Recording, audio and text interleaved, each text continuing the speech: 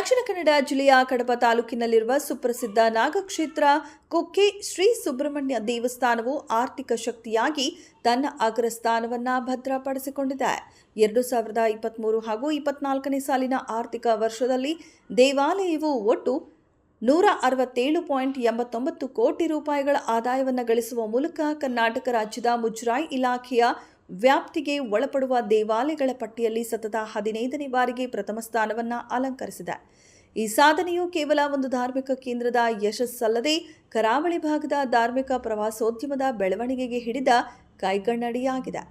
ಕಳೆದ ಹಣಕಾಸು ವರ್ಷದಲ್ಲಿ ಅಂದರೆ 2022 ಹಾಗೂ 23ರಲ್ಲಿ ದೇವಾಲಯದ ಆದಾಯವು ಸರಿಸುಮಾರು 123 ಕೋಟಿ ರೂಪಾಯಿಗಳಷ್ಟಿತ್ತು. ಆದರೆ ಈ ಬಾರಿ ಭಕ್ತರ ಸಂಖ್ಯೆಯಲ್ಲಿ ಗಣನೀಯ ಏರಿಕೆಯಾದ ಪರಿಣಾಮ ಆದಾಯವು ಬರೋಬ್ಬರಿ 167.89 ಕೋಟಿ ರೂಪಾಯಿಗಳಿಗೆ ತಲುಪಿದೆ. ಇದು ಹಿಂದಿನ ವರ್ಷಕ್ಕೆ ಹೋಲಿಸಿದರೆ ಸುಮಾರು 44 ಕೋಟಿ ರೂಪಾಯಿಗಳಿಗಿಂತಲೂ ಹೆಚ್ಚಿನ ಏರಿಕೆಯನ್ನು ಕಂಡಿದೆ.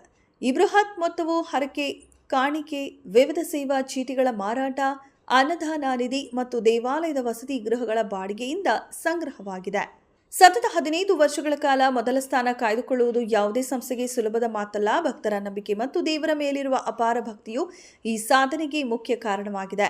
ಕುಕ್ಕೆ ಸುಬ್ರಹ್ಮಣ್ಯ ದೇವಸ್ಥಾನವು ಮುಂದಿನ ದಿನಗಳಲ್ಲಿ ಇನ್ನೂ ಹೆಚ್ಚಿನ ಆಧ್ಯಾತ್ಮಿಕ ಸೇವೆಗಳೊಂದಿಗೆ ಅಭಿವೃದ್ಧಿಯ ಪಥದಲ್ಲಿ ಸಾಗಲಿದೆ.